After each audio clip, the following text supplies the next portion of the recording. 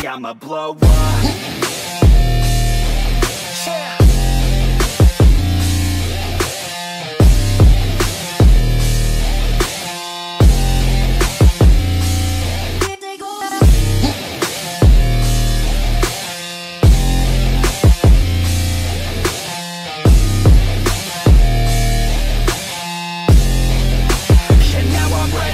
Hello everyone, so इस lecture में हम एक नया चैप्टर स्टार्ट करने जा रहे हैं, that is heredity and not evolution, because evolution आपके पोर्शन से क्या किया गया है, हटा दिया गया है. Fine, so be happy.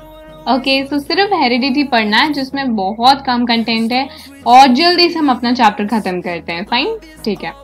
So number of successful variations are maximized by the process of sexual reproduction.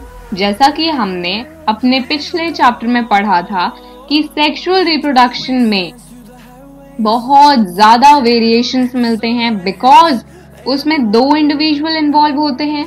दोनों इंडिविजुअल के जो गैमेट्स होंगे उसमें अलग अलग वेरिएशन के क्रोमोसोम होंगे, फिर से वो कंबाइन करेंगे तो नया वेरिएशन बनेगा. इस तरीके से हर जनरेशन में हमारी वेरिएशन इंक्रीज होते जाती है.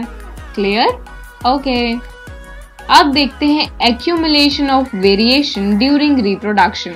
तो ऑब्वियस सी बात है कि अगर हर जनरेशन में फर्स्ट जनरेशन में 5% वेरिएशन था, सेकेंड जनरेशन में it will be increase to 25%, third generation में it will be increase to 50%, और हर टाइम पे कुछ ना कुछ इंक्रीज होगा ही होगा. तो जो एंड वाला सेल अगर हम कंसिडर कर रहे हैं तो इसमें सबके वेरिएशन एक्यूमुलेट होंगे, है ना. सबके वेरिएशन क्या होंगे, एक्यूमुलेट हो जाएंगे. ठीक है, ओके, तो यही बात बोलिए यहाँ पे.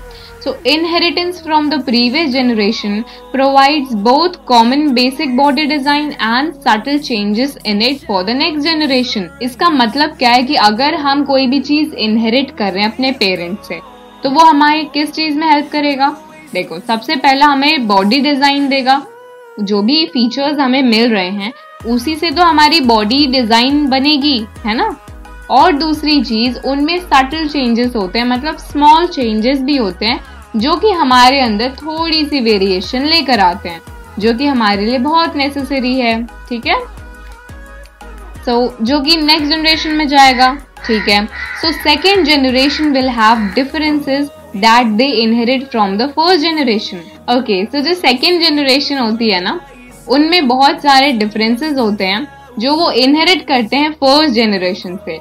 एग्जाम्पल ले लो, अगर मेरे पेरेंट्स हैं तो उन्होंने भी अपने मम्मा पापा से बहुत सारे वेरिएशंस इनहेरिट किए. मैं उनका चाइल्ड हूँ तो मैं भी बहुत सारे वेरिएशंस इनहेरिट करके आई हूँ, है ना. ओके, सो जो भी डिफरेंसेस आगे बनते जाएंगे वो आगे वाली जनरेशन को पास ऑन हो जाएंगे, प्लस कुछ वेरिएशन एक्स्ट्रा भी ऐड होगा, है ना. एग्जाम्पल ले लो, अगर कोई बैक्टीरिया डिवाइड हो रहा है, ठीक है, तो वो बैक्टीरिया का जो एट लास्ट हमें जो ग्रुप मिलेगा वो ग्रुप हमारा सिमिलर होगा. ठीक है, वो ऑर्गेनिज्म सिमिलर होंगे, लेकिन सब में कुछ माइनर डिफरेंसेस जरूर प्रेजेंट होगा. Due to small inaccuracy in the DNA copying. तो ये वेरिएशन क्यों आता है ये भी हमने पढ़ा था.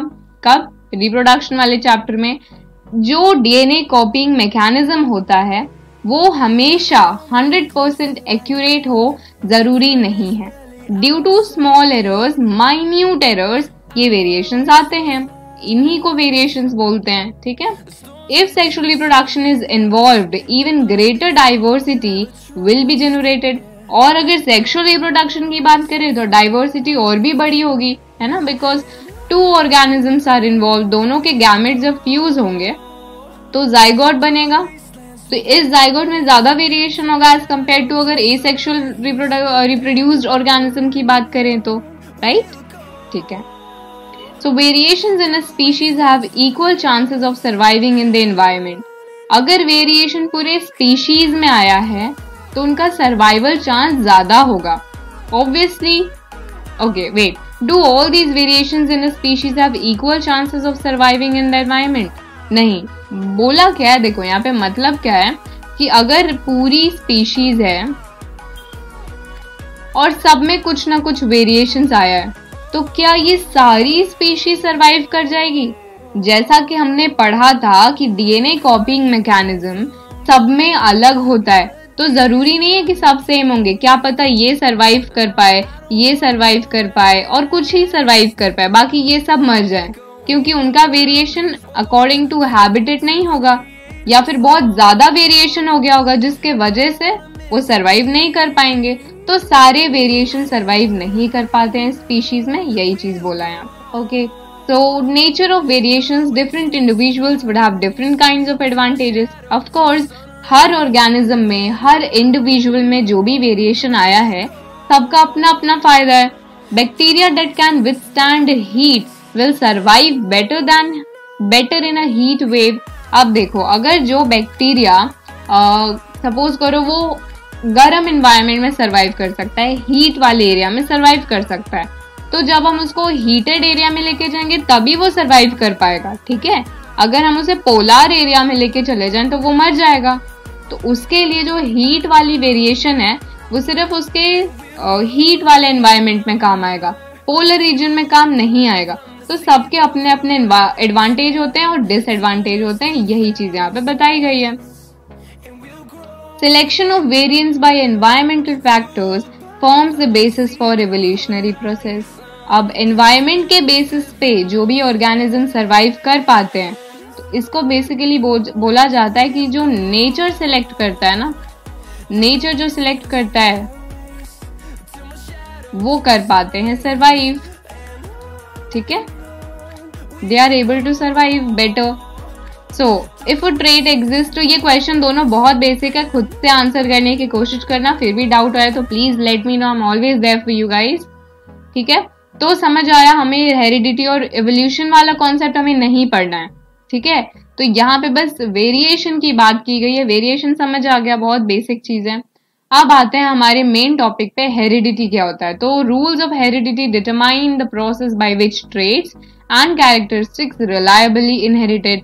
मतलब हेरिडिटी क्या होता है, जिससे हमारे पेरेंट्स में जो ट्रेट्स हैं, जो फीचर्स हैं, वो हमारे अंदर आ सके, उसी को हेरिडिटी बोलते हैं।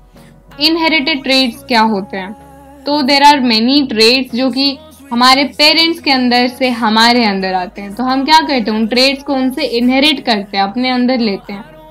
यहाँ पे एक एक्टिविटी दी हुई है, तो वो करना मत कोशिश, ठीक है। तो बस मैं बता देती हूँ, यहाँ पे जो ईयर लोब का डिफरेंस दिया है, यहाँ पे देखो, इसका ear lobe, wait a second, हाँ, इसका ईयर लोब क्या है, फ्री है ना, इसके ईयर लोब में फ्री है, हमारी तरह नॉर्मल एकदम।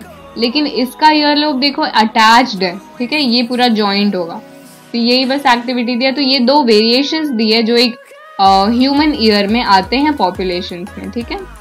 अब आते हैं हमारे मेंडल्स के रूल्स पे, कंट्रीब्यूशंस में हमारे मेंडल साहब ने क्या क्या कंट्रीब्यूशन कर रखे हैं वो सब देखते हैं, ठीक है गाइस। तो आई होप इतना सब कुछ क्लियर है। तो जो भी मेंडल के एक्सपेरिमेंट्स है ना, मैं उसे नेक्स्ट लेक्चर में नोट्स के साथ समराइज करके लेके आऊंगी, बिकॉज एनसीईआरटी में हर चीज बहुत ज्यादा दी हुई है, ठीक है। तो ये पैराग्राफ देख लो, यहाँ पे बस बेसिक चीज दी हुई है। Rules for inheritance, such traits in human beings are related to fact that both father and mother contribute practically equal amount of genetic material. Okay, तो जो भी इनहेरिटेंस के रूल्स बने हैं, ठीक है, वो किस बेसिस पे बने हैं कि जो मेल है और फीमेल है, दोनों का कंट्रीब्यूशन कितना परसेंट है, 50-50%। अगर मेल 50% कंट्रीब्यूट कर रहा है तो फीमेल भी 50% क्रोमोसोम कंट्रीब्यूट कर रही है, ठीक है। Each trait can be influenced by both paternal and maternal DNA. Paternal मतलब पापा का DNA, maternal मतलब मम्मी का DNA। तो दोनों के कंट्रीब्यूशन होते हैं और दोनों का इन्फ्लुएंस होता है जो भी रिजल्टेंट बनने वाला है हमारा DNA। 2 versions in each child, 2 version present होते हैं, ठीक है। देखो, अगर इस सेल की बात करें तो अगर इसके हाइट की जीन कंसिडर करें तो इसमें 2 कैरेक्टरिस्टिक होंगे, एक टॉल या टॉल, या फिर एक दोनों टॉल, या फिर दोनों शॉर्ट, या फिर एक बड़ा एक छोटा। तो 2 वेरिएशन प्रेजेंट होंगे, डिपेंड्स पेरेंट्स से क्या आ रहा है, ठीक है। तो सपोज करो मेरे पापा से कैपिटल टी आया, मम्मी से भी कैपिटल टी आया, तो मेरे सेल में ये वाला वेरिएशन होगा। ठीक है, दोनों से जो आता है वो मिला के एक सेल बनता है। तो Mendel main rules of such inheritance and it is interesting to look at some of his experiments. तो मेंडल ने इन्हीं के टाइप्स के बहुत सारे रूल्स पे वर्कआउट किया था, जिसे हम नेक्स्ट लेक्चर में अच्छी तरह देखेंगे। ठीक है guys, so I hope heredity and variation का कॉन्सेप्ट क्लियर है। सो कीप रिवाइजिंग, एक बार रीड कर लेना, अच्छी तरह समझ आ जाएगा। Thank you for watching my lecture, have a great day ahead. Bye bye everyone.